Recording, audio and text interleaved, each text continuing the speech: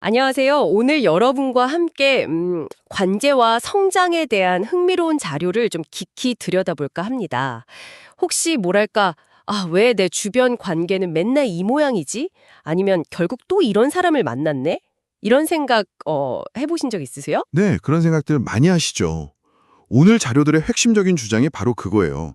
모든 관계는 결국 나한테서 시작된다는 거죠. 나에게서 시작된다? 네, 이게 처음 들으면 좀 불편할 수도 있어요. 꼭 남 탓, 상황 탓하고 싶을 때도 있잖아요.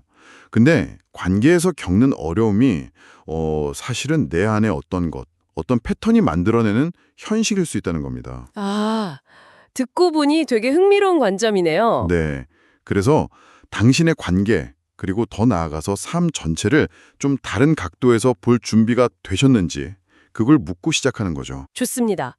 그럼 바로 그 이야기로 들어가 보죠. 자료 보면서 제일 먼저 딱 눈에 들어온 게 만나는 모든 사람이 나의 거울이라는 거였어요. 배우자든 뭐 자녀든 동료든 불편한 관계가 있다면 그 모습이 사실 내 안에 어떤 부분을 딱 비춰준다는 거잖아요. 네, 맞아요. 솔직히 처음엔 에이 설마 했거든요. 이게 정말 남 탓이 아닐 수가 있나 싶기도 하고요. 그럴 수 있죠. 충분히요. 그 심리학의 ABC 이론이라는 게 있잖아요. 네네. 이 자료에서는 그걸 좀 더 뭐랄까요, 날카롭게 파고들어요. 어떤 사건 A 자체가 문제가 아니라 그걸 해석하는 내 안의 그 인생 설계도라고 할까요? 그게 감정이나 행동, 그 결과 C를 만든다는 거예요. 인생 설계도요. 비유가 확 와닿는데요. 네. 그러니까 세상이 문제가 아니라 세상을 보는 나의 안경, 그 렌즈, 그 설계도를 한번 점검해 봐야 한다는 거죠. 경험이나 부모님과의 관계, 거기서 만들어진 내면의 패턴 같은 것들이 나도 모르게 계속 반복된다고 얘기해요. 무의식적으로요. 맞아요. 그 패턴 얘기는 진짜 이거 내 얘기다 싶은 분들 많으실 것 같아요. 맨날 비슷한 연애를 한다거나 어떤 상황만 되면 꼭 화를 내거나 피하거나. 그렇죠. 벗어나고 싶은데 잘 안 되는 거. 네. 그게 참 힘들죠. 그래서 자각, 그러니까 알아차리는 게 정말 중요해지는 거예요. 이 자료에서 NLP의 위치 감지법이라는 걸 비유적으로 드는데 이게 뭐냐면 내 입장에서만 보지 말고 한 발짝 딱 물러서서 보는 거죠. 다른 시각에서요? 네. 상대방 입장에 서보기도 하고 아니면 아예 제3자처럼 그냥 관찰차처럼 객관적으로 상황이란 나를 보는 연습이에요. 그래야 그 반복되는 패턴 너머에 뭐가 있는지 예를 들어 막 화를 내지만 사실 그쪽에는 인정받고 싶은 마음이나 아니면 뭐 두려움 같은 게 숨어 있을 수 있거든요. 그걸 발견해야 변화가 시작될 수 있다는 거죠. 자각이 없으면 계속 그 안에 갇혀 있는 거고요. 그렇군요. 내 안의 패턴이나 진짜 욕구를 알아차리는 게 중요하다. 근데 알아차리기만 하면 뭐 저절로 다 좋아지는 건 아닐 거 아니에요. 이 자료들에서는 구체적으로 어떻게 바꾸라고 이야기하나요? 핵심은 수용이에요. 받아들이는 거. 수용이요? 네. 근데 이게 그냥 에휴 난 어쩔 수 없어. 이런 체념이나 현실 안주랑은 완전 달라요. 과거의 내 상처, 현재의 부족함, 그런 것까지 다 포함해서 있는 그대로의 나를 인정하고 받아들이는 거예요. 좀 어렵죠? 네, 약간 추상적으로 들리기도 하고요. 그렇죠. 예를 들어 진짜 자신감. 이 자료에서는 자존심이라고도 표현했는데 이게 뭐 성공이나 능력 같은 외부 조건에서 오는 자만이랑은 다른 거거든요.